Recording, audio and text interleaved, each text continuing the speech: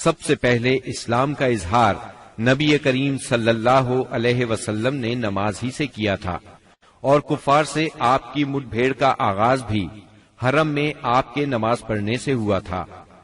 آیات یہ ہیں: ہرگز نہیں، انسان سرکشی کرتا ہے اس بنا پر کہ وہ اپنے آپ کو بے نیاز دیکھتا ہے، حالانکہ پلٹنا یقیناً تیرے رب ہی کی طرف ہے۔ تم نے اس شخص کو دیکھا جو ایک بندے کو منع کرتا ہے جبکہ وہ نماز پڑھتا ہو، تمہارا کیا خیال ہے اگر وہ بندہ راہ راست پر ہو یا تقوی کی تلقین کرتا ہو؟ تمہارا کیا خیال ہے اگر یہ منع کرنے والا شخص حق کو جھٹلاتا اور منہ موڑتا ہو؟ کیا وہ نہیں جانتا کہ اللہ دیکھ رہا ہے؟ ہرگز نہیں، اگر وہ باز نہ آیا تو ہم اس کی پیشانی کے بال پکڑ کر کھینچیں گے، اس پیشانی کو جو جھوٹی اور خطا کار ہے۔ وہ بلا لے اپنے حامیوں کی ٹولی کو، ہم بھی عذاب کے فرشتوں کو بلا لیں گے۔ ہرگز نہیں، اس کی بات نہ مانو اور سجدہ کرو اور اپنے رب کا قرب حاصل کرو۔ آپ کے چچا ابو لہب کو آپ سے اس حد تک کدورت اور عداوت ہو گئی تھی کہ ہر جگہ آپ کے پیچھے پیچھے جاتا، اور جب بھی آپ کسی سے مخاطب ہوتے تو شور مچا دیتا، غلط ملط باتیں کر کے اس شخص کو بات سننے سے روک دیتا۔ دراصل نبی صلی اللہ علیہ وسلم کے بارے میں ابو لہب کا موقف شروع سے یہی تھا، جبکہ قریش نے اس وقت اس طرح کی بات سوچی بھی نہیں تھی۔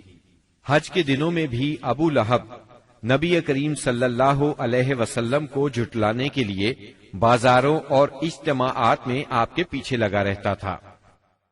طارق بن عبداللہ محاربی کی روایت سے معلوم ہوتا ہے کہ یہ شخص صرف زبان سے جھٹلانے ہی پر اکتفا نہیں کرتا تھا بلکہ پتھر بھی مارتا تھا۔ ان پتھروں سے آپ کی ایڑیاں خون آلود ہو جاتی تھیں۔ بعثت سے پہلے ابو لہب نے اپنے دو بیٹوں عتبہ اور عتیبہ کی شادی رسول اللہ صلی اللہ علیہ وسلم کی دو صاحبزادیوں سیدہ رقیہ اور سیدہ ام کلثوم رضی اللہ عنہما سے کی تھی۔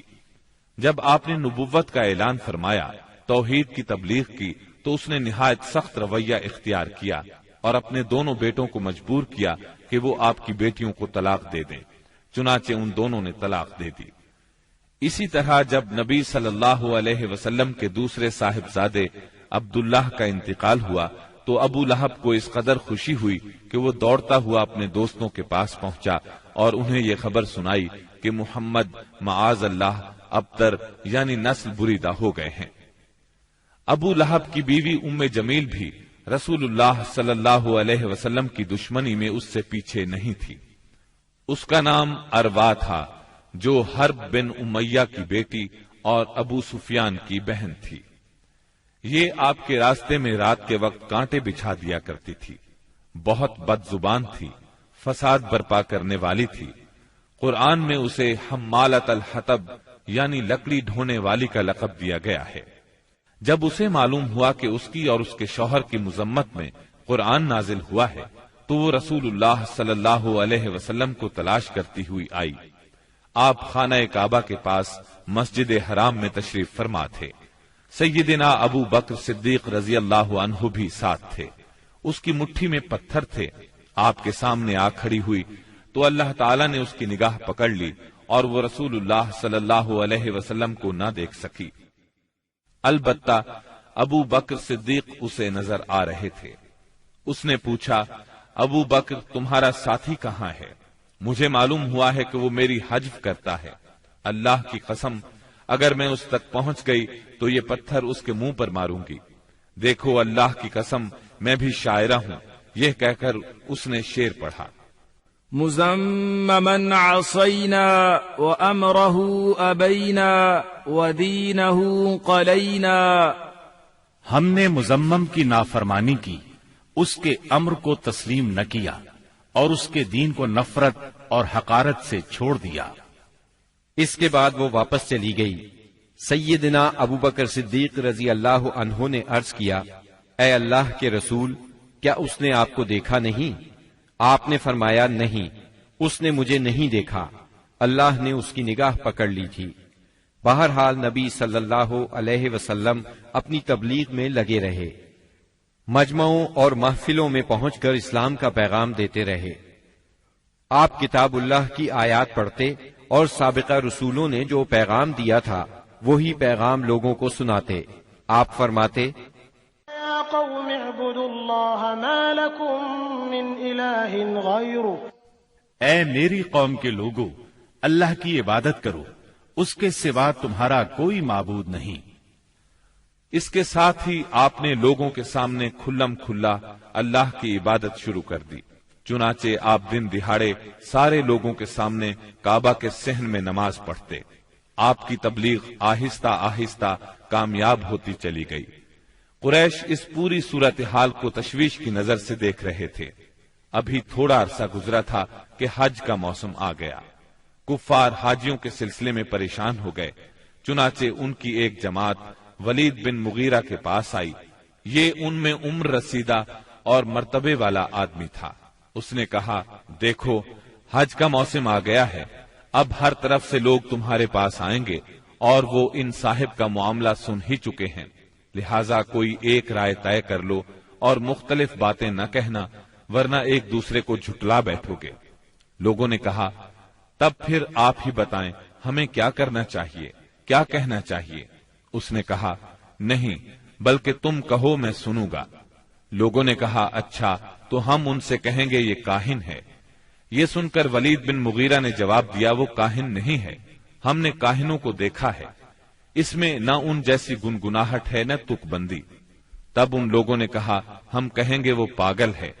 ولید بن مغیرہ نے جواب دیا، وہ پاگل بھی نہیں ہے، ہم لوگ پاگل پن کو بھی پہچانتے ہیں، اس میں نہ پاگلوں کسی گھٹن ہے، نہ الٹی سیدھی حرکتیں، نہ بہکی بہکی باتیں۔ لوگوں نے کہا، تب پھر ہم کہیں گے وہ شاعر ہے۔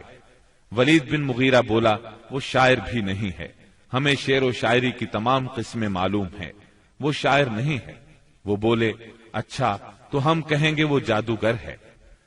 ولید بن مغیرہ نے کہا، وہ جادوگر بھی نہیں ہے، ہم نے جادو اور جادوگر سب دیکھے ہیں، اس میں ان جیسی جھاڑ پھونک ہے نہ گرہ بندی۔ انہوں نے کہا، تب پھر آخر ہم ان سے کیا کہیں، کیا بتائیں، یہ کون ہے، کیا ہے؟ اس نے جواب میں کہا، اللہ کی قسم، اس کی بات میں مٹھاس ہے، تازگی ہے، اس کی جڑ پائیدار اور شاخ پھلدار ہے، تم جو بھی کہو گے واضح ہو جائے گا کہ تم نے جھوٹ کہا ہے۔ ویسے زیادہ مناسب یہی ہے کہ تم کہہ دو وہ جادوگر ہے، اور اس کی باتوں میں جادو ہے، وہ اس کے ذریعے سے باپ بیٹے میں، بھائی بھائی میں، میاں بیوی میں، آدمی اور اس کے خاندان میں لڑائی کروا دیتا ہے، پھوٹ ڈلوا دیتا ہے۔ چنانچہ یہ بات طے کر کے وہ لوگ وہاں سے اٹھے۔ اب انہوں نے حج کے لیے آنے والوں کی راہوں میں بیٹھنا شروع کیا۔ اب جو بھی ان کے پاس سے گزرتا اسے آپ کے بارے میں بتاتے، انہیں ڈراتے اور کہتے کہ تم لوگ اس شخص کے جال میں نہ آ جانا۔ نتیجہ یہ ہوا کہ لوگوں نے آپ کو دیکھنے اور آپ کی باتیں سننے سے پہلے ہی بچ کر رہنے کی ٹھان لی۔ اس کے بعد جب حج کے دن آ گئے تب نبی اکرم صلی اللہ علیہ وسلم نے حاجیوں کے مجمعوں میں اور ان کے ڈیروں پر جانا شروع کر دیا۔ جا کر انہیں اسلام کی طرف بلانا شروع کیا۔ آپ فرماتے، لوگو لا الہ الا اللہ کہو، کامیاب ہو جاؤ گے۔ ادھر ابو لہب کا یہ حال تھا کہ وہ آپ کے پیچھے پیچھے لگا رہتا، آپ کو جھٹلاتا جاتا، تکلیف بھی پہنچاتا۔ اس طرح جب اس حج سے حاجی واپس لوٹے تو پورے عرب میں نبی صلی اللہ علیہ وسلم کا چرچا ہو گیا۔ قرآن مجید کی سورہ المدثر کی آیات 11 تا 26 میں اس واقعے کی طرف نشاندہی کی گئی ہے۔ چھوڑ دو مجھے اور اس شخص کو جسے میں نے اکیلا پیدا کیا، بہت سا مال اسے دیا، اس کے ساتھ ساتھ حاضر رہنے والے بیٹے دیے اور اس کے لیے ریاست کی راہ ہموار کی۔ پھر وہ طمع رکھتا ہے کہ میں اسے اور زیادہ دوں گا، ہرگز نہیں، وہ ہماری آیات سے عناد رکھتا ہے، میں تو اسے بہت جلد ایک کٹھن چڑھائی چڑھاؤں گا۔ اس نے سوچا اور کچھ بات بنانے کی کوشش کی تو رب کی مار اس پر۔ اس نے کیسی بات بنانے کی کوشش کی؟ ہاں، رب کی مار اس پر۔ اس نے کیسی بات بنانے کی کوشش کی؟ پھر لوگوں کی طرف دیکھا، پھر پیشانی سکیڑی اور منہ بنایا، پھر پلٹا اور تکبر میں پڑ گیا۔ آخر کار بولا کہ یہ کچھ نہیں ہے مگر ایک جادو جو پہلے سے چلا آ رہا ہے، یہ تو ایک انسانی کلام ہے، بہت جلد میں اسے دوزخ میں پھینک دوں گا۔ اسلام کی اشاعت بڑھ رہی تھی، لیکن اس کے ساتھ ساتھ قریش کا ظلم و ستم بھی شدید سے شدید تر ہوتا جا رہا تھا۔ پھر آپ ایک مخلص صحابی ارقم بن ابی ارقم رضی اللہ عنہ کے گھر میں تبلیغ کا کام کرنے لگے، یعنی وہ گھر آپ کی تبلیغ کا مرکز ٹھہرا۔ مسلمانوں کو اسلامی تحریک کے سب سے پہلے مرکز دار ارقم کا علم تھا، چنانچہ کوئی اجنبی شخص مسلمان ہونے کے لیے آتا تو اہل اسلام اسے بھی دار ارقم پہنچا دیا کرتے تھے۔ قریش کی سختیاں اور حالات جب ناقابل برداشت ہو گئے تو آپ نے اپنے اصحاب سے فرمایا، حبشہ کا بادشاہ اسہمہ نجاشی ایک انصاف پسند حکمران ہے اور اس کے ملک میں کسی پر ظلم نہیں ہوتا، لہذا تم حبشہ کی طرف ہجرت کر جاؤ۔ اس ہدایت کے مطابق رجب 5 نبوت میں صحابہ کرام کے پہلے قافلے نے ہجرت کی۔ اس میں 12 مرد اور 4 عورتیں تھیں اور ان کے امیر سیدنا عثمان بن عفان رضی اللہ عنہ تھے۔ ان کے ساتھ ان کی زوجہ محترمہ سیدہ رقیہ رضی اللہ عنہا تھی۔ یہ نبی اکرم صلی اللہ علیہ وسلم کی صاحبزادی تھی اور یہ سیدنا ابراہیم علیہ السلام اور سیدنا لوط علیہ السلام کے بعد پہلا گھرانہ تھا جس نے اللہ کے راستے میں ہجرت کی تھی۔ یہ لوگ رات کی تاریکی میں خاموشی سے نکلے اور جدہ کے جنوب میں واقع بحر احمر کی بندرگاہ شعیبہ کا رخ کیا۔ خوش قسمتی سے وہاں 2 تجارتی جہاز موجود تھے۔ یہ لوگ ان پر سوار ہو کر حبشہ پہنچ گئے۔ ادھر قریش کو ان کی روانگی کا علم ہوا تو مارے غیظ و غضب کے ان کا برا حال ہو گیا۔ فوراً آدمی دوڑائے گئے تاکہ ان حضرات کو پکڑا جا سکے اور خوب سزا دی جا سکے، یہاں تک کہ وہ اللہ کا دین چھوڑ دیں۔ لیکن ان کے ساحل تک پہنچنے سے پہلے مسلمان سمندر میں دور جا چکے تھے، لہذا یہ لوگ ساحل سے نامراد واپس آ گئے۔ اس ہجرت کے کوئی 2 ماہ بعد رمضان 5 نبوت میں ایک روز رسول اللہ صلی اللہ علیہ وسلم مسجد حرام میں تشریف لائے۔ اس وقت وہاں قریش کے بہت سارے لوگ موجود تھے، ان میں ان کے سردار اور بڑے بڑے لوگ بھی تھے۔ آپ نے ان کے درمیان کھڑے ہو کر سورہ نجم کی تلاوت شروع کر دی۔ ایسا نفیس کلام انہوں نے پہلے کبھی نہیں سنا تھا۔ اب جو ان کے کانوں میں گونجا تو بے خود ہو گئے، دم بخود ہو کر سنتے رہ گئے، اس طرح خاموش اور ساکت ہو گئے کہ آپ کو روکنے کا ہوش بھی نہ رہ گیا۔ بلکہ سورت کے آخر میں جب ڈانٹ ڈپٹ والی آیات آئیں تو ان کے دل کانپ گئے، ہوش اڑ گئے، اور جو ہی آپ نے یہ حکم سنایا کہ فَاسْجُدُوا لِلَّهِ وَاعْبُدُوا، یعنی اللہ کے لیے سجدہ کرو اور اس کی عبادت کرو، تو سب کے سب سجدہ ریز ہو گئے۔ کسی کو اس حکم ربانی سے سرتابی کا یارہ نہ رہا۔ امام بخاری رحمت اللہ علیہ نے سیدنا عبداللہ بن مسعود رضی اللہ عنہ سے روایت کی ہے کہ نبی صلی اللہ علیہ وسلم نے سورہ نجم پڑھی، پھر سجدہ کیا تو قوم کا کوئی فرد نہ بچا جس نے سجدہ نہ کیا ہو۔ ایک آدمی نے ایک مٹھی کنکری یا مٹی کی لی اور اس کو اپنے چہرے کے اوپر تک لے گیا اور کہا، میرے لیے یہی کافی ہے۔ بعد میں نے دیکھا کہ وہ حالت کفر میں مارا گیا۔ یہ امیہ بن خلف تھا جو بدر کے دن مارا گیا۔ گویا اس وقت جتنے لوگ تھے ان میں سے بس ایک امیہ بن خلف ایسا تھا جس نے مکمل طور پر سجدہ نہیں کیا، البتہ ایک مٹھی میں کنکریاں لے کر اپنی پیشانی تک لے گیا۔ اس نے سجدہ کرنے والوں کا بس اس حد تک ساتھ دیا تھا۔ اس واقعے کی خبر حبشہ پہنچ گئی، یعنی تمام قریش کے سجدہ کرنے کی خبر۔ اس پر مسلمانوں نے سمجھا کہ وہ سب کے سب مسلمان ہو گئے ہیں۔ وہ سب خوشی خوشی ماہ شوال میں مکے کی طرف روانہ ہو گئے، لیکن جب مکے کے اس قدر قریب پہنچ گئے کہ ایک دن سے بھی کم وقت کی مسافت باقی رہ گئی، تب انہیں اصل بات کا پتہ چلا۔ اس پر کچھ لوگ تو وہیں سے واپس حبشہ چلے گئے اور کچھ چھپ چھپا کر یا کسی کی پناہ لے کر مکہ آ گئے۔ اس کے بعد مسلمانوں پر قریش کی سختیاں اور زیادہ بڑھ گئیں، کیونکہ ایک طرف تو انہوں نے بے خودی میں مسلمانوں کے ساتھ سجدہ کر دیا تھا، اس کا انہیں بہت پچھتاوا تھا، دوسری طرف مسلمانوں کے ساتھ نجاشی بہت اچھا سلوک کر رہا تھا، اس کی انہیں جلن اور کڑھن تھی۔ اس لیے رسول اللہ صلی اللہ علیہ وسلم نے فرمایا، تم لوگ دوبارہ حبشہ ہجرت کر جاؤ۔ چنانچہ اس مرتبہ 82 یا 83 مرد اور 18 یا 19 عورتوں نے ہجرت کی، اور ظاہر ہے یہ ہجرت پہلی ہجرت کی نسبت زیادہ مشکل تھی، کیونکہ اب قریش چوکنے تھے، مسلمانوں کی نقل و حرکت پر ان کی نظر تھی۔ یہ اور بات ہے کہ مسلمان ان سے زیادہ چوکنے، با حکمت اور ٹھوس قدم اٹھانے والے ثابت ہوئے، اور ان کی تمام تر پکڑ دھکڑ کے باوجود حبشہ کی طرف نکلنے میں کامیاب ہو گئے۔ اس ہجرت سے قریش کے گھر گھر میں کوہرام مچ گیا، کیونکہ قریش کے بڑے چھوٹے خاندانوں میں سے کوئی ایسا نہیں تھا جس کے چشم و چراغ ان مہاجرین میں شامل نہ ہو۔ کسی کا بیٹا گیا تھا تو کسی کا داماد، کسی کی بیٹی گئی تھی تو کسی کا بھائی اور کسی کی بہن۔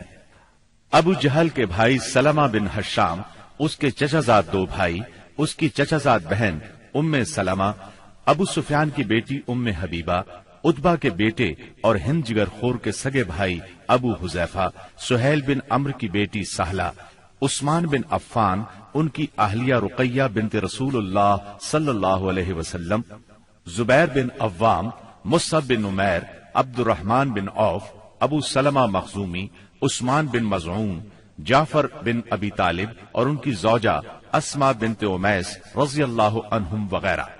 اس طرح قریب قریب تمام سرداران قریش اور مشہور دشمنان اسلام کے جگر گوشے دین کی خاطر گھر بار چھوڑ کر نکل کھڑے ہوئے تھے۔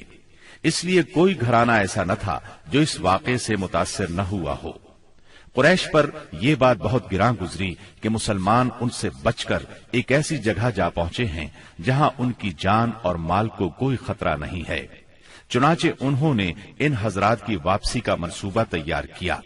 عمرو بن عاص اور عبداللہ بن ربیعہ کو حبشہ بھیجا۔ یہ دونوں اس وقت مشرک تھے۔ انہوں نے حبشہ پہنچ کر منصوبے کے مطابق سب سے پہلے پادریوں سے ملاقاتیں کی اور انہیں تحفے تحائف دیے، پھر بااثر انداز میں دلیل دے کر اپنی آمد کا مقصد بتایا۔ انہوں نے ان کا ساتھ دینے کا وعدہ کر لیا۔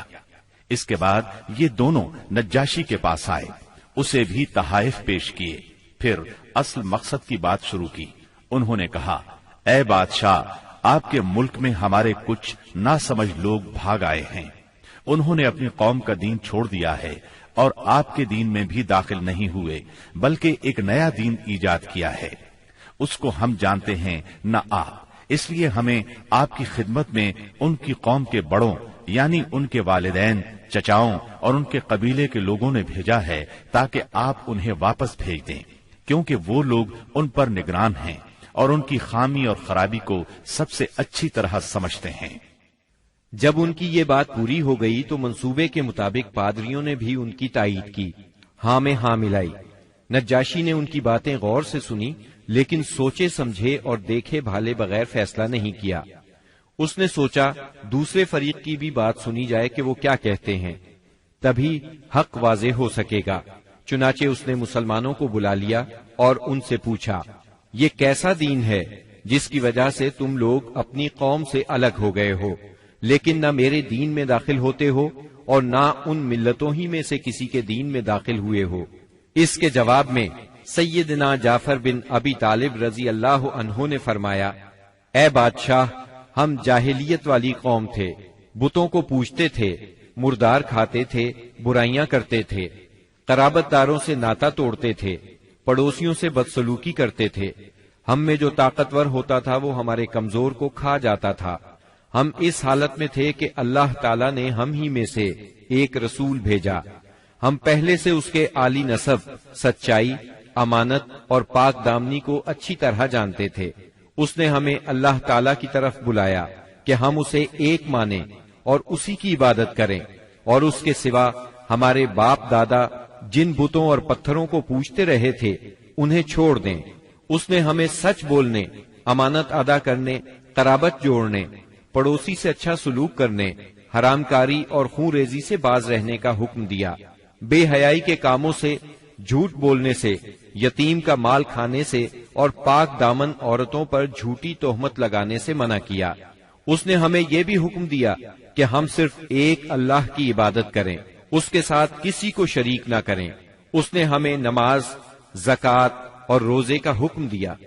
اس موقع پر سیدنا جعفر رضی اللہ عنہ نے اسلام کے اور بہت سے احکام گنوائے، پھر کہا، ہم نے اس پیغمبر کو سچا مانا، اس پر ایمان لائے، اس کی پیروی کی اور اس کے لائے ہوئے دین میں اس کی اطاعت کی۔ چنانچہ ہم نے ایک اللہ کی عبادت کی، اس کے ساتھ کسی کو شریک نہیں کیا، اور جو چیزیں اس نے حرام بتائیں انہیں حرام مانا، جو چیزیں اس نے حلال بتائیں ان کو حلال مانا۔ بس اس پر ہماری قوم ہم سے بگڑ گئی، اس نے ہم پر ظلم و ستم کا بازار گرم کر دیا، ہمیں ہمارے دین سے پھیرنے کے لیے فتنوں اور سزاؤں سے دوچار کیا، تاکہ ہم اللہ کی عبادت چھوڑ کر پھر سے بت پرستی کی طرف پلٹ جائیں، اور جن گندی چیزوں کو حلال سمجھتے تھے انہیں پھر حلال سمجھنے لگے۔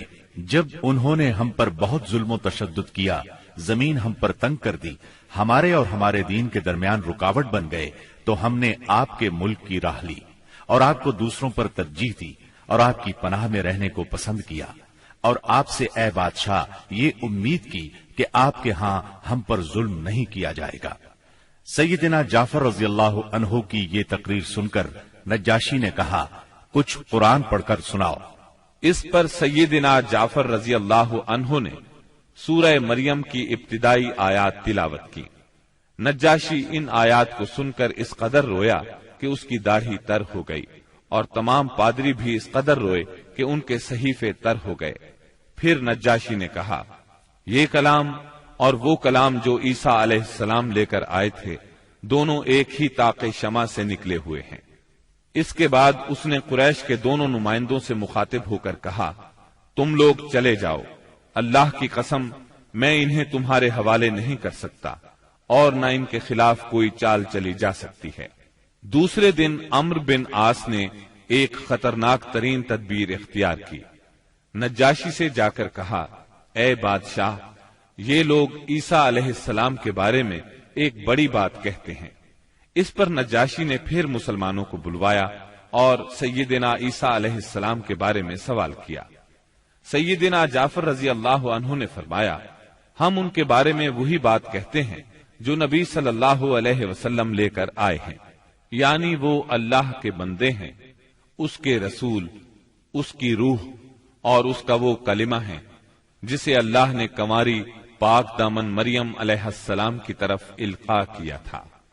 اس پر نجاشی نے زمین سے تنکا اٹھایا اور کہا، اللہ کی قسم، جو کچھ تم نے کہا ہے اس سے عیسیٰ علیہ السلام اس تنکے کے برابر بھی بڑھ کر نہیں تھے۔ چنانچہ تم لوگ میرے ملک میں امن اور چین سے رہو، جو تمہیں گالی دے گا اس پر تاوان لگایا جائے گا۔ مجھے سونے کا پہاڑ ملے تو بھی میں گوارا نہیں کروں گا کہ تم میں سے کسی کو ستایا جائے۔ اس کے بعد اس نے حکم دیا کہ قریش کے نمائندوں کو ان کے تحفے واپس کر دیے جائیں۔ چنانچہ یہ دونوں صاحبان منہ لٹکائے واپس مکہ لوٹ آئے، اور مسلمانوں نے وہاں اچھے دیار میں اچھے ہمسائے کے ساتھ قیام کیا۔ بہرحال مشرکین کی چال ناکام ہو گئی۔ یہ بات ان کی سمجھ میں آ گئی کہ وہ مسلمانوں سے عداوت اپنے دائرہ اختیار میں رہ کر ہی کر سکتے ہیں، لیکن پھر اس کے مقابلے میں انہوں نے ایک خوفناک بات سوچی۔ دراصل انہیں اچھی طرح احساس ہو گیا تھا کہ اس مسئلے سے نمٹنے کے لیے ان کے سامنے دو ہی راستے رہ گئے ہیں، یہ کہ رسول اللہ صلی اللہ علیہ وسلم کو طاقت کے ذریعے تبلیغ سے روک دیں، یا پھر آپ کے وجود ہی کا صفایا کر دیں۔ تاہم دوسری صورت ان کے لیے بہت مشکل تھی، اس لیے کہ ابو طالب آپ کے محافظ تھے اور وہ مشرکین کے عزائم کے سامنے آہنی دیوار تھے۔ اس لیے یہی مفید سمجھا گیا کہ ابو طالب سے دو باتیں کی جائیں۔ اس تجویز کے بعد سرداران قریش ابو طالب کے پاس گئے اور بولے، اے ابو طالب، آپ ہمارے درمیان بہت عزت اور شرف والے ہیں۔ ہم نے آپ سے گزارش کی کہ اپنے بھتیجے کو روکیے، لیکن آپ نے نہیں روکا۔ آپ یہ بات یاد رکھیں، ہمارے آباء و اجداد کو گالیاں دی جاتی ہیں، ہم برداشت نہیں کر سکتے۔ ہماری عقلوں کو اور سمجھ بوجھ کو حماقت کہا جائے، ہمارے خداؤں کی عیب جوئی کی جائے، یہ ہم ہرگز برداشت نہیں کر سکتے۔ آپ انہیں روک لیجئے، ورنہ پھر ہم آپ سے اور ان سے ایسی جنگ چھیڑ دیں گے کہ ایک فریق کا صفایا ہو کر رہے گا۔ ابو طالب پر اس زوردار دھمکی کا بہت زیادہ اثر ہوا۔ انہوں نے رسول اللہ صلی اللہ علیہ وسلم کو بلا کر کہا، بھتیجے، تمہاری قوم کے لوگ میرے پاس آئے تھے اور ایسی ایسی باتیں کہہ گئے ہیں، اب مجھ پر اور خود اپنے آپ پر رحم کرو، اس معاملے میں مجھ پر اتنا بوجھ نہ ڈالو جو میرے بس سے باہر ہے۔ یہ سن کر رسول اللہ صلی اللہ علیہ وسلم نے خیال فرمایا کہ اب ان کے چچا بھی ان کا ساتھ چھوڑ رہے ہیں، وہ بھی ان کی مدد نہیں کریں گے، قریش کے مقابلے میں کمزور پڑ گئے ہیں۔ اس لیے آپ صلی اللہ علیہ وسلم نے فرمایا، چچا جان، اللہ کی قسم، اگر یہ لوگ میرے دائیں ہاتھ پر سورج اور بائیں ہاتھ پر چاند رکھ دیں کہ میں اس کام کو اس حد تک پہنچائے بغیر چھوڑ دوں کہ اللہ اسے غالب کر دے یا میں اسی راہ میں ہلاک ہو جاؤں، تب بھی میں نہیں چھوڑوں گا۔ ان الفاظ کے ساتھ ہی آپ کی آنکھوں میں آنسو آ گئے اور وہاں سے اٹھ گئے۔ واپس جانے لگے تو ابو طالب نے پکارا اور سامنے آ کر کہا، بھتیجے جاؤ، جو چاہو کہو کرو، اللہ کی قسم میں تمہیں کبھی بھی کسی بھی وجہ سے نہیں چھوڑ سکتا۔ پھر یہ اشعار کہے، والله لن يصلوا إليك بجمعهم حتى أوسد في التراب دفينا فاصدع بأمرك ما عليك غضاضة وأبشر وقر بذاك منك عيونا۔ اللہ کی قسم، وہ لوگ تم تک اپنی جمعیت سمیت بھی ہرگز نہیں پہنچ سکتے یہاں تک کہ میں مٹی میں دفن کر دیا جاؤں۔ تم اپنی بات کھلم کھلا کہو، تم پر کوئی قید نہیں، تم خوش ہو جاؤ اور تمہاری آنکھیں اس سے ٹھنڈی ہو جائیں۔ سابقہ دھمکی کے باوجود جب قریش نے دیکھا کہ رسول اللہ صلی اللہ علیہ وسلم اپنا کام کیے جا رہے ہیں تو وہ جان گئے کہ ابو طالب رسول اللہ صلی اللہ علیہ وسلم کو نہیں چھوڑ سکتے، بلکہ اس بارے میں قریش سے جدا ہونے اور ان سے دشمنی مول لینے تک کو تیار ہیں۔ تو وہ لوگ ولید بن مغیرہ کے لڑکے عمارہ کو ساتھ لے کر ابو طالب کے پاس پہنچے اور ان سے یوں عرض کیا، اے ابو طالب، یہ قریش کا سب سے بانکا اور خوبصورت جوان ہے، آپ اسے لے لیں، اس کی دیت اور نصرت کے آپ حقدار ہوں گے، آپ اسے اپنا لڑکا بنا لیں، یہ آپ کا ہوگا، آپ اپنے بھتیجے کو ہمارے حوالے کر دیں، اس بھتیجے کو جس نے آپ کے آبا و اجداد کے دین کی مخالفت کی ہے، آپ کی قوم کا شیرازہ منتشر کر رکھا ہے اور ان کی عقلوں کو حماقت سے دوچار بتلایا ہے، ہم اسے قتل کریں گے، بس یہ ایک آدمی کے بدلے میں ایک آدمی کا حساب ہے۔ ابو طالب نے اس پر ان سے کہا، اللہ کی قسم، کتنا برا سودا ہے جو تم مجھ سے کر رہے ہو، تم اپنا بیٹا مجھے دیتے ہو کہ میں اسے کھلاؤں پلاؤں اور پالوں پوسوں، جبکہ میرا بیٹا مجھ سے طلب کرتے ہو کہ اسے قتل کر دو، اللہ کی قسم یہ نہیں ہو سکتا۔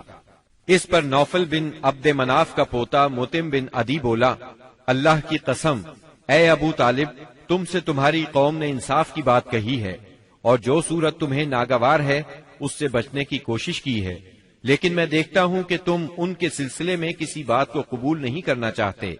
اس کی بات کے جواب میں ابو طالب نے کہا، اللہ کی قسم، تم لوگوں نے میرے ساتھ انصاف کی بات نہیں کی، بلکہ تم بھی میرا ساتھ چھوڑ کر میرے مخالف لوگوں کی مدد پر تلے بیٹھے ہو، اگر یہی بات ہے تو ٹھیک ہے، جو چاہو کرو۔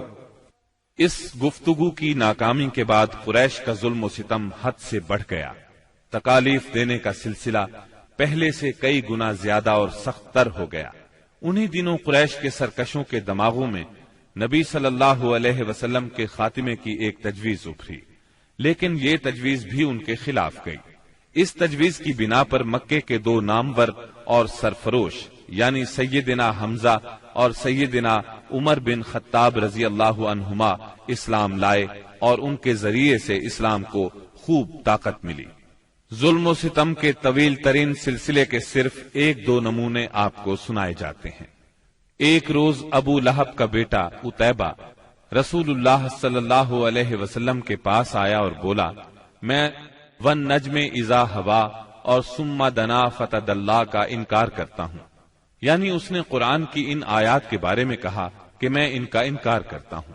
پھر آپ پر حملہ آور ہوا، آپ کا کرتا پھاڑ ڈالا، آپ کے چہرہ مبارک پر تھوکنے کی کوشش کی، لیکن اس کا تھوک آپ کے چہرہ مبارک تک نہ آ سکا۔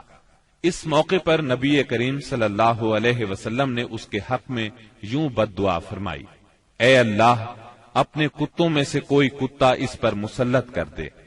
رسول اللہ صلی اللہ علیہ وسلم کی یہ بد دعا قبول ہوئی، اور وہ اس طرح کہ ایک مرتبہ عتیبہ قریش کے کچھ لوگوں کے ساتھ سفر پر گیا۔ قافلے نے ملک شام کے مقام زرقاء میں پڑاؤ ڈالا تو رات کے وقت ایک شیر قافلے کے نزدیک آیا۔ اس نے پورے قافلے کے گرد چکر لگایا۔ عتیبہ نے اس شیر کو دیکھا تو بولا: ہائے میری تباہی، اللہ کی قسم یہ مجھے کھا جائے گا۔ محمد نے مجھے بد دعا دی تھی، دیکھو میں شام میں ہوں، اس نے مکے میں رہتے ہوئے مجھے مار ڈالا۔ اس وقت تو شیر چلا گیا۔ لوگوں نے عتیبہ کو دلاسا دیا کہ فکر کرنے کی کوئی بات نہیں۔ پھر اس کی حفاظت کی خاطر اس کے چاروں طرف جانور کھڑے کر دیے، تاکہ اگر رات کے وقت شیر آ جائے تو عتیبہ کی بجائے کسی جانور کو کھا لے، عتیبہ کی طرف رخ نہ کرے۔ اس کے باوجود عتیبہ کی گویا جان نکلی جا رہی تھی۔ پھر رات ہو گئی، سب لوگ سو گئے، لیکن عتیبہ سے نیند کوسوں دور تھی، اور آخرکار شیر آ گیا۔ اس نے جانوروں کو کچھ نہ کہا، ایک چھلانگ لگا کر ان کے اوپر سے ہوتا ہوا عتیبہ پر جا پڑا اور اس کا سر چبا ڈالا۔ تکالیف پہنچانے والوں میں ایک شخص عقبہ بن ابی معیط تھا۔ اس نے ایک روز حالت سجدہ میں نبی صلی اللہ علیہ وسلم کی گردن اس زور سے دبائی کہ معلوم ہوتا تھا آپ کی آنکھیں باہر نکل آئیں گی۔ سیدنا امیر حمزہ رضی اللہ عنہ رشتے میں آپ کے چچا تھے، مگر عمر میں آپ سے 2-3 سال ہی بڑے تھے۔ آپ دونوں نے چونکہ سویبہ کا دودھ پیا تھا، اس لیے رضائی بھائی بھی تھے۔ سیدنا حمزہ رضی اللہ عنہ کو شکار کھیلنے اور سپاہ گری کا بہت شوق تھا۔ منہ اندھیرے تیر کمان لے کر شکار کے لیے نکل جاتے اور پورا دن اسی شوق میں گزار دیتے۔ شام کو واپس آتے تو پہلے حرم میں جاتے، طواف کرتے۔ قریش کے رئیس حرم میں اکثر اپنی الگ الگ مجلس جما کر بیٹھتے تھے۔ سیدنا حمزہ کی ان سب سے اچھی دوستی تھی، اس لیے سب لوگ ان کی بہت قدر کرتے تھے۔ ایک روز نبی اکرم صلی اللہ علیہ وسلم کوہ صفا پر بیٹھے تھے، اتنے میں ابو جہل آیا اور آپ کو دیکھتے ہی آگ بگولا ہو گیا۔ آپ کو گالیاں دینے لگا، آپ خاموش رہے۔ اس خاموشی سے اس کا پارا اور چڑھ گیا۔ اس نے ایک پتھر اٹھایا اور آپ کے سر پر دے مارا۔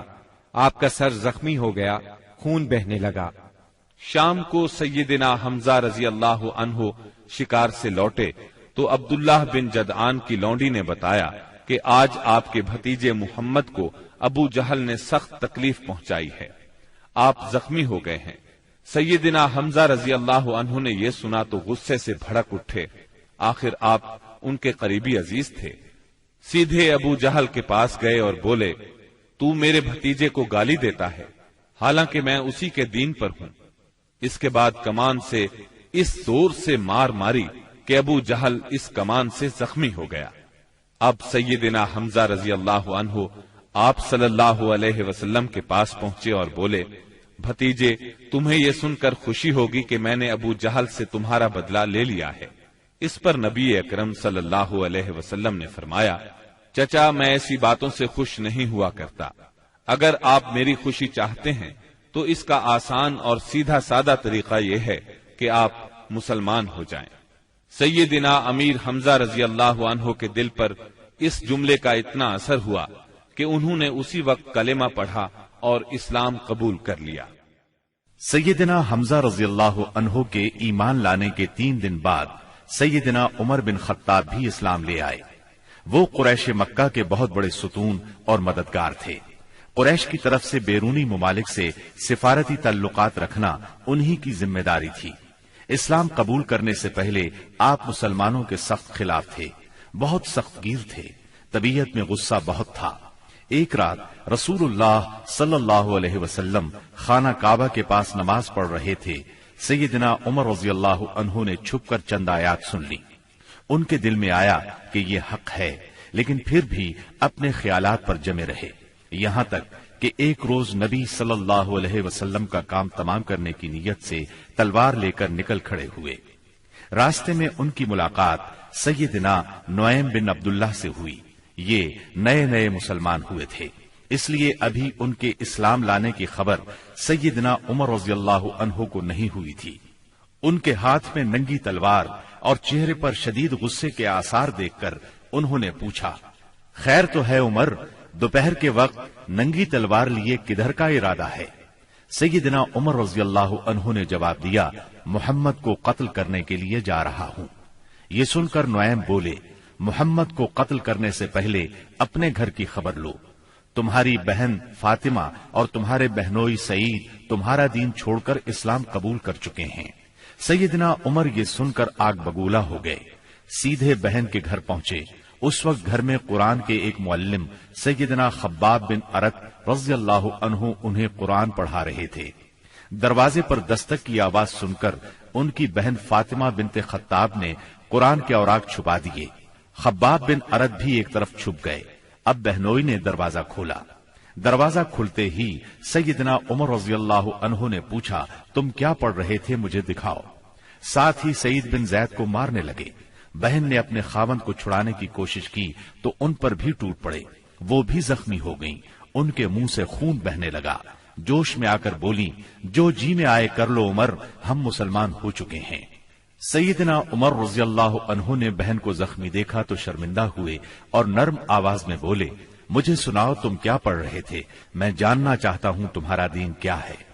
فاطمہ بنت خطاب رضی اللہ عنہا نے جوش کے عالم میں چند جملے کہے، پھر فرمایا، جاؤ پہلے غسل کرو، پھر دکھائیں گے ہم کیا پڑھ رہے تھے۔ غسل کے بعد انہیں قرآنی اوراق دکھائے گئے۔ انہیں نرم پڑھتے دیکھ کر سیدنا خباب بن ارت بھی کونے سے نکل کر سامنے آ گئے۔ قرآن کے اوراق پر سورہ طٰہٰ کی چند آیات تھیں۔ سیدنا عمر رضی اللہ عنہ نے ان کو پڑھا تو کایا پلٹ گئی اور بولے، یہ تو بہت عمدہ چیز ہے، بتاؤ مسلمان کس طرح ہوتے ہیں۔ سیدنا خباب بن ارت نے کہا، اے عمر، جمعرات کی رات رسول اللہ صلی اللہ علیہ وسلم نے اللہ تعالی سے دعا کی تھی کہ اے اللہ، ابو جہل یا عمر بن خطاب سے اسلام کو تقویت دے۔ تمہیں خوشخبری ہو کہ یہ سعادت تمہارے حصے میں آ رہی ہے۔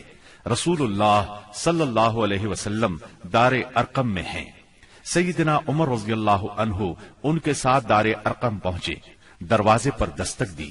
دروازہ کھلنے پر اندر موجود لوگ سیدنا عمر رضی اللہ عنہ کو دیکھ کر چونک اٹھے۔ نبی صلی اللہ علیہ وسلم کو بتایا تو آپ نے فرمایا، آنے دو۔ سیدنا عمر رضی اللہ عنہ اندر داخل ہوئے۔ آپ صلی اللہ علیہ وسلم نے ان کا کرتا پکڑ کر کھینچا اور فرمایا، عمر، کس ارادے سے آئے ہو؟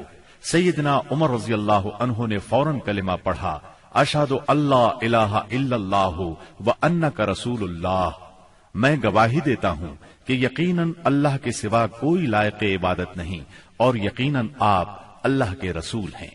یہ اس قدر اچانک اور اس قدر غیر متوقع تھا کہ وہاں موجود تمام صحابہ بے ساختہ پکار اٹھے، اللہ اکبر۔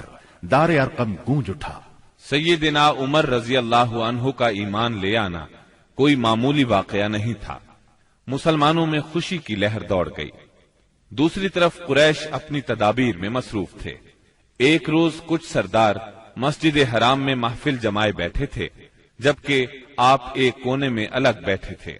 مسلمانوں کی بڑھتی ہوئی تعداد نے قریش کی پریشانی میں بہت اضافہ کر دیا تھا، لہذا اس موقع پر ابو سفیان کے خسر عتبہ بن ربیعہ نے قریش کے سرداروں سے کہا، صاحبو، اگر آپ لوگ پسند کریں تو میں جا کر محمد سے بات کروں اور ان کے سامنے چند تجاویز رکھوں، شاید کہ وہ ان میں سے کوئی تجویز مان لیں اور ہم لوگ بھی اس کو قبول کر لیں۔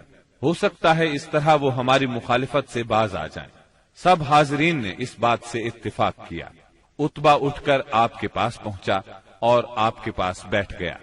آپ نے اس کی طرف دیکھا تو وہ بولا، بھتیجے، تم اپنی قوم میں اپنے نسب اور خاندان کے اعتبار سے جو حیثیت رکھتے ہو وہ تمہیں معلوم ہے، مگر تم اپنی قوم پر ایک بڑی مصیبت لے آئے ہو۔ تم نے جماعت میں تفرقہ ڈال دیا ہے، ساری قوم کو تم بے وقوف ٹھہراتے ہو، قوم کے معبودوں اور اس کے دین کی برائی کرتے ہو، اور ایسی باتیں کرنے لگے ہو جن کے معنی یہ ہیں کہ ہم سب کے باپ دادا کافر تھے۔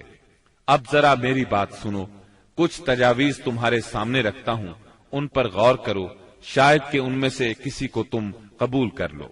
اس کے خاموش ہونے پر آپ نے فرمایا، ابو الولید آپ کہیں، میں سن رہا ہوں۔ اس نے کہا، بھتیجے، یہ کام جو تم نے شروع کیا ہے، اس سے اگر تمہارا مقصد مال حاصل کرنا ہے تو ہم سب مل کر تمہیں اتنا کچھ دینے کے لیے تیار ہیں کہ تم ہم میں سب سے زیادہ مالدار ہو جاؤ گے۔ اگر اس سے اپنی بڑائی چاہتے ہو تو ہم تمہیں اپنا سردار بنانے کے لیے تیار ہیں۔ کسی معاملے کا فیصلہ تمہارے بغیر نہیں کیا کریں گے۔ اگر بادشاہت ہی چاہتے ہو تو ہم تمہیں اپنا بادشاہ بنا لیتے ہیں، اور اگر تم پر کوئی جن آتا ہے جسے تم خود دور کرنے پر قادر نہیں ہو تو ہم بہترین طبیبوں سے اپنے خرچ پر تمہارا علاج کروا دیتے ہیں۔ عتبہ یہ باتیں کرتا رہا، آپ خاموشی سے سنتے رہے۔ جب وہ اپنی کہہ چکا تب آپ نے فرمایا، اچھا اب میری سنو۔ اس کے بعد آپ نے بسم اللہ الرحمن الرحیم پڑھ کر سورہ حامیم السجدہ کی تلاوت شروع کی۔ عتبہ اپنے دونوں ہاتھ پیچھے زمین پر ٹکائے سنتا رہا۔ جب آپ نے آیت سجدہ یعنی آیت نمبر 38 پر پہنچ کر سجدہ کیا، پھر سر اٹھا کر فرمایا، اے ابو الولید، میرا جواب آپ نے سن لیا، اب آپ جانیں اور آپ کا کام۔ ان آیات مبارکہ کا ترجمہ بھی آپ سن لیں جو رسول صلی اللہ علیہ وسلم نے عتبہ کے سامنے اس کی باتوں کے جواب میں پڑھی۔ شروع اللہ کے نام سے جو بہت مہربان نہایت رحم والا ہے۔ حامیم، یہ اتاری ہوئی ہے بڑے مہربان بہت رحم والے کی طرف سے۔ ایسی کتاب ہے جس کی آیتوں کی واضح تفصیل کی گئی ہے، اس حال میں کہ قرآن عربی زبان میں ہے، اس قوم کے لیے جو جانتی ہے۔ خوشخبری سنانے والا اور ڈرانے والا ہے، پھر بھی ان میں سے اکثر نے منہ پھیر لیا اور وہ سنتے ہی نہیں۔ اور انہوں نے کہا کہ تو جس کی طرف ہمیں بلا رہا ہے، ہمارے دل تو اس سے پردے میں ہیں اور ہمارے کانوں میں گرانی ہے، اور ہم میں اور تجھ میں ایک حجاب ہے۔ اچھا تو اپنا کام کیے جا، ہم بھی یقیناً کام کرنے والے ہیں۔ آپ کہہ دیجئے کہ میں تو تم ہی جیسا انسان ہوں، مجھ پر وحی نازل کی جاتی ہے کہ تم سب کا معبود ایک اللہ ہی ہے، سو تم اس کی طرف متوجہ ہو جاؤ اور اس سے گناہوں کی معافی چاہو، اور ان مشرکوں کے لیے بڑی ہی خرابی ہے جو زکوٰۃ نہیں دیتے اور آخرت کے بھی منکر ہی رہتے ہیں۔ بے شک جو لوگ ایمان لائیں اور بھلے کام کریں ان کے لیے نہ ختم ہونے والا اجر ہے۔ آپ کہہ دیجئے کہ کیا تم اس اللہ کا انکار کرتے ہو اور تم اس کے شریک مقرر کرتے ہو جس نے 2 دن میں زمین پیدا کر دی۔ سارے جہانوں کا پروردگار وہی ہے، اور اس نے زمین میں اس کے اوپر سے پہاڑ گاڑ دیے اور اس میں برکت رکھ دی، اور رہنے والوں کی غذاؤں کی تجویز بھی اسی میں کر دی، صرف 4 دن میں، ضرورت مندوں کے لیے یکساں طور پر۔ پھر آسمان کی طرف متوجہ ہوا اور وہ دھواں سا تھا، پس اسے اور زمین سے فرمایا کہ تم دونوں خوشی سے آؤ یا ناخوشی سے۔ دونوں نے عرض کیا ہم بخوشی حاضر ہیں۔ پس 2 دن میں 7 آسمان بنا دیے اور ہر آسمان میں اس کے مناسب وحی بھیج دی، اور ہم نے آسمان دنیا کو چراغوں سے زینت دی اور نگہبانی کی۔ یہ تدبیر اللہ غالب و دانا کی ہے۔ اب بھی یہ روگرداں ہوں تو کہہ دیجئے کہ میں تمہیں اس کڑک سے ڈراتا ہوں جو مثل عادیوں اور سمودیوں کی کڑک کے ہوگی۔ حبشہ میں قریش بری طرح ناکام ہو گئے۔ دوسری طرف وہاں شاہ حبشہ نے مسلمانوں کے ساتھ اعلیٰ ترین سلوک کیا، انہیں وہاں رہنے کی کھلی آزادی دی۔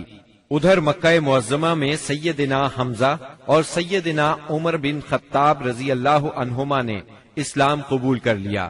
ان تمام باتوں کی بنا پر کفار کا زور ٹوٹنے لگا۔ دوسری طرف آپ کی تبلیغی کوششوں سے مسلمانوں کی تعداد میں روز بروز اضافہ ہوتا جا رہا تھا اور قبائل میں بھی اسلام پھیلتا جا رہا تھا۔ اس صورتحال نے قریش کو مجبور کیا کہ وہ نئے سرے سے حالات کا جائزہ لیں اور اسلام کی بڑھتی ہوئی مقبولیت میں مزید اضافہ نہ ہونے دیں۔ چنانچہ قریش مکہ ایک جگہ جمع ہوئے۔ مشورے کے بعد بنی ہاشم اور بنی مطلب سے معاشرتی قطع تعلق کا فیصلہ کیا۔ ایک قرارداد لکھی گئی، اس پر حلف لیا گیا، اس میں طے پایا کوئی شخص بنو ہاشم اور بنو مطلب سے شادی بیاہ کے تعلقات نہ رکھے، کسی قسم کا لین دین نہ کرے، نہ کھانے پینے کی چیزیں ان کے ہاتھ فروخت کرے، نہ ان سے بولے چالے، جب تک کہ محمد قتل کے لیے ان کے حوالے نہیں کر دیے جاتے۔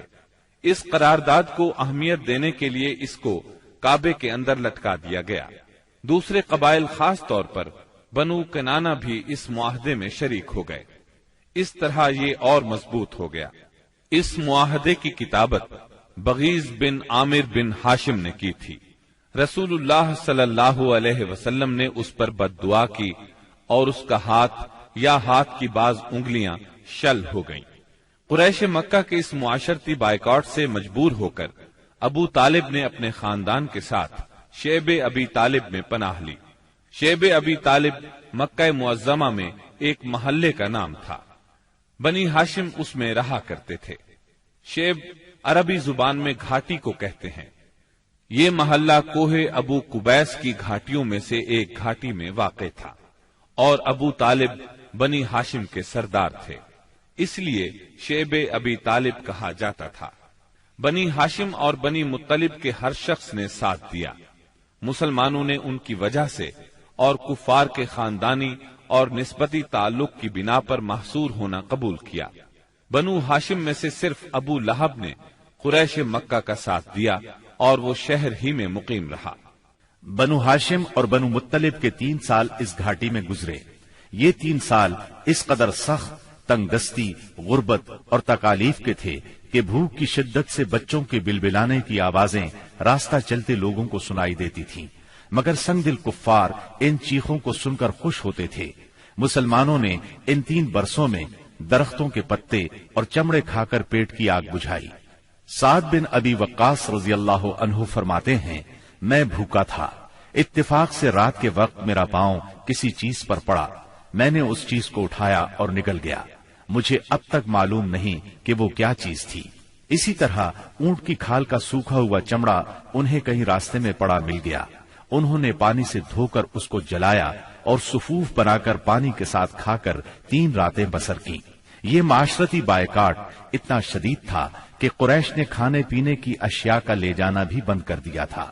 جب کوئی تجارتی قافلہ مکے آتا تو ابو لہب اٹھتا اور اعلان کرتا، کوئی تاجر عام نرخوں پر اصحاب محمد کو فروخت نہ کرے، بلکہ اتنی قیمت بڑھائے کہ وہ چیز ان لوگوں کی قوت خرید سے باہر ہو جائے۔ قریش میں سے بعض لوگوں کے دل ان حضرات کی یہ حالت دیکھ کر کڑتے تھے، کیونکہ وہ ان کے عزیز تھے، چنانچہ ایسے لوگ خفیہ طور پر کھانے پینے کی چیزیں بھیج دیتے تھے۔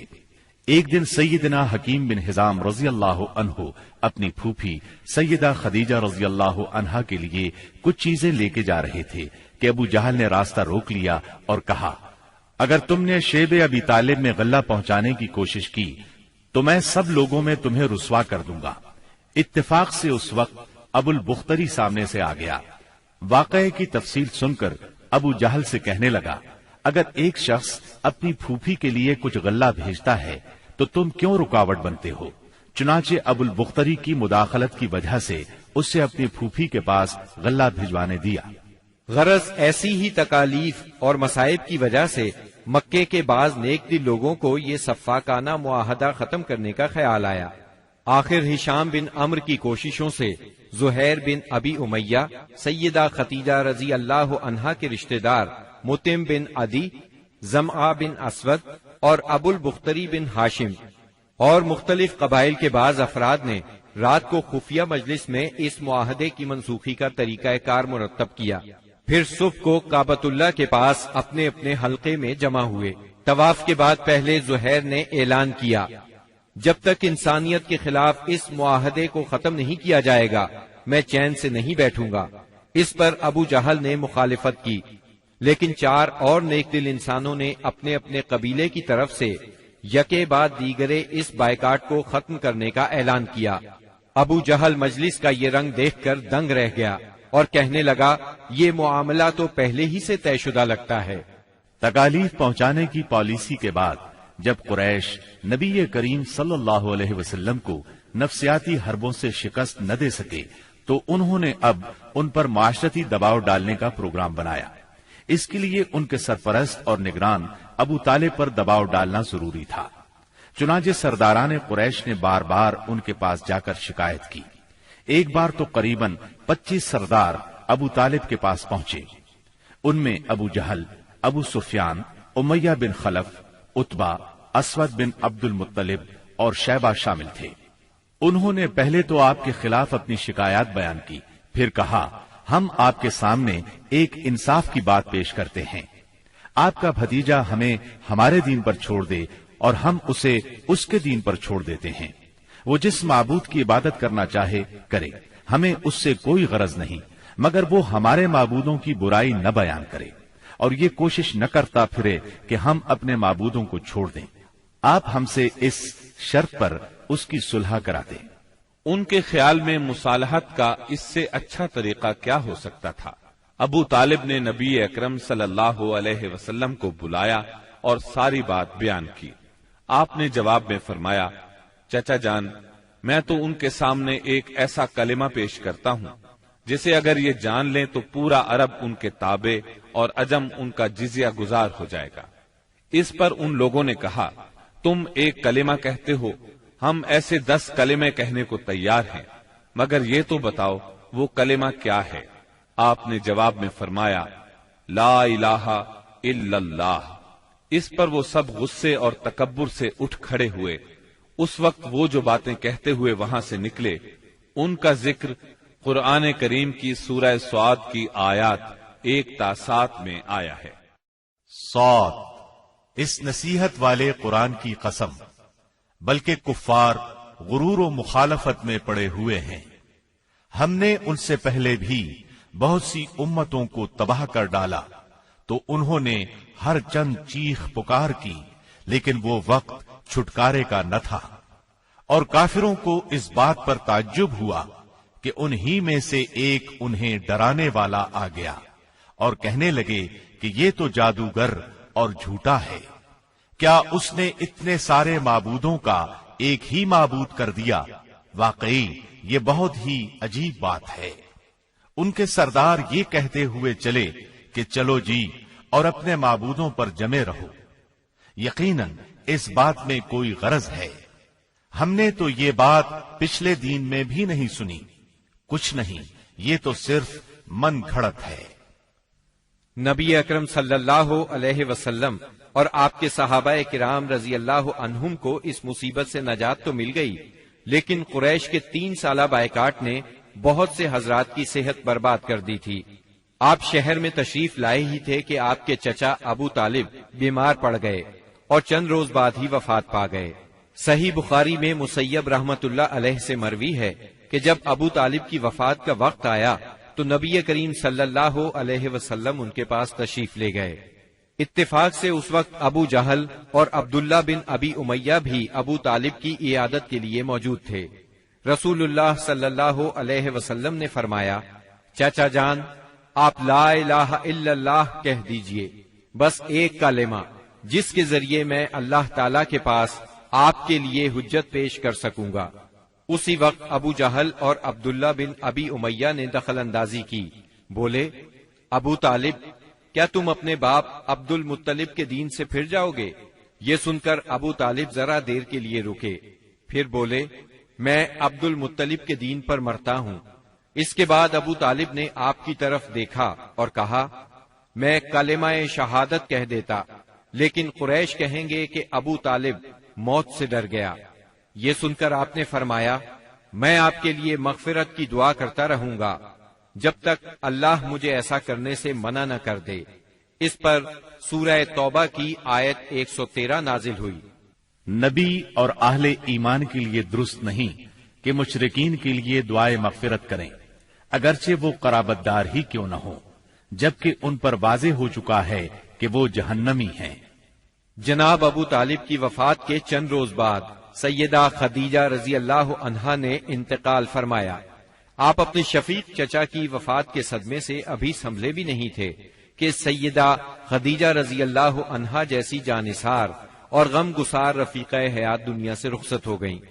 ان کی وفات نبوت کے 10ویں سال ماہ رمضان میں ہوئی۔ اس وقت ان کی عمر 65 برس تھی۔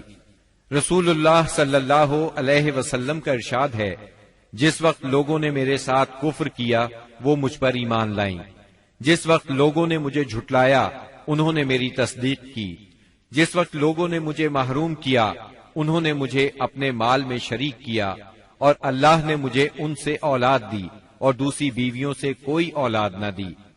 ان کی میت خود آپ نے قبر میں اتاری۔ اس سال کا نام خود آپ نے عام الحزن رکھا۔ یہ نام تاریخ اسلام کا جز بن گیا۔ جناب ابو طالب اور سیدہ خدیجہ الکبریٰ کی وفات کے بعد کفار مکہ اور بھی زیادہ دلیر ہو گئے، پہلے سے زیادہ آپ کو تنگ کرنے لگے، یہاں تک کہ آپ کا گھر سے نکلنا بھی مشکل ہو گیا۔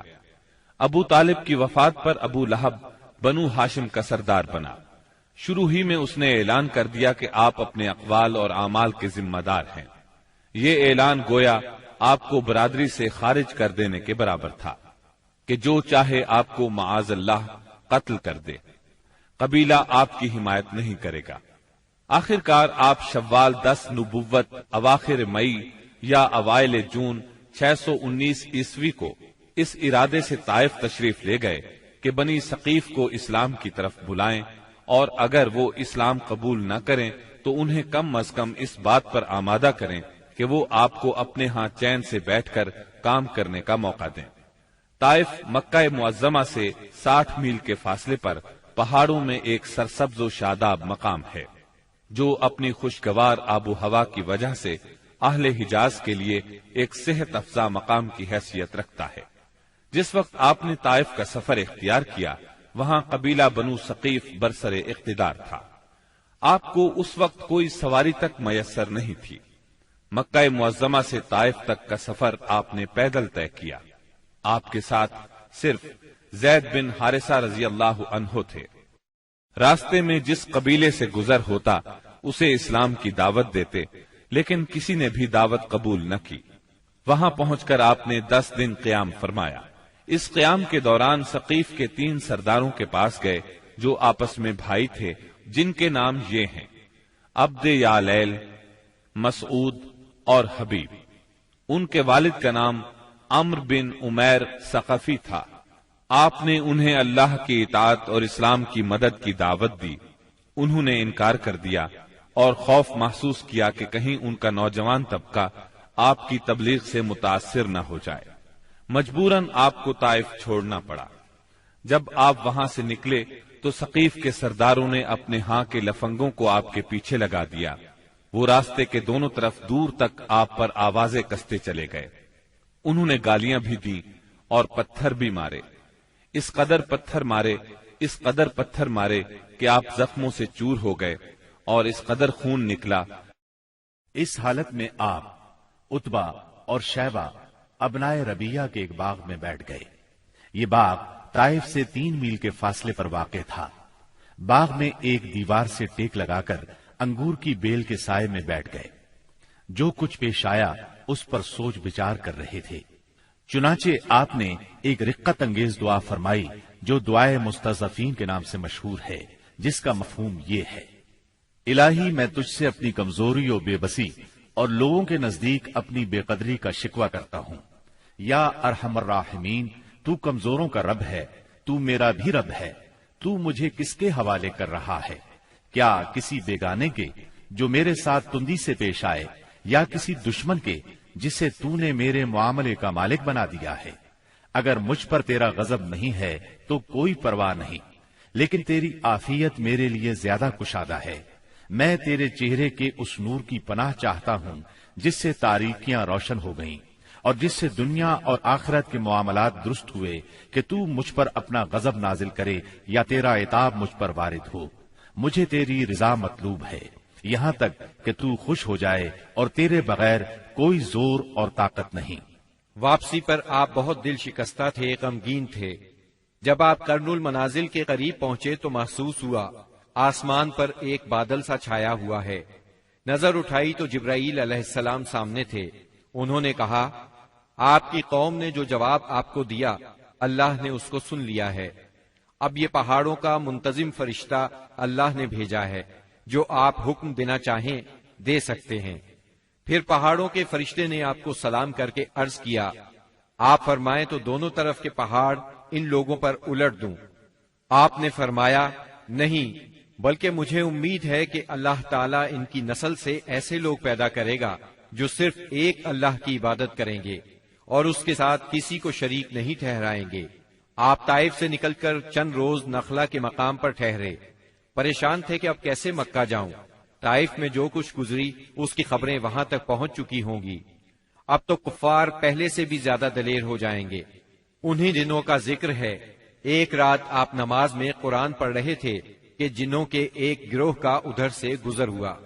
انہوں نے قرآن سنا تو ایمان لے آئے، اپنی قوم میں جا کر تبلیغ شروع کر دی، اور اللہ نے اپنے نبی کو یہ خوشخبری سنائی کہ انسان اگرچہ آپ کی دعوت کو قبول نہیں کر رہے، مگر بہت سے جن اس کے گرویدہ ہو گئے ہیں اور اس دعوت کو اپنی جنس میں پھیلا رہے ہیں۔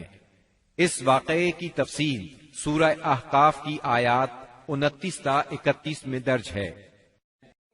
اور یاد کرو جب ہم نے آپ کی طرف جنوں کے ایک گروہ کو متوجہ کیا کہ وہ قرآن سنے، پس جب نبی کے پاس پہنچ گئے تو ایک دوسرے سے کہنے لگے خاموش ہو جاؤ۔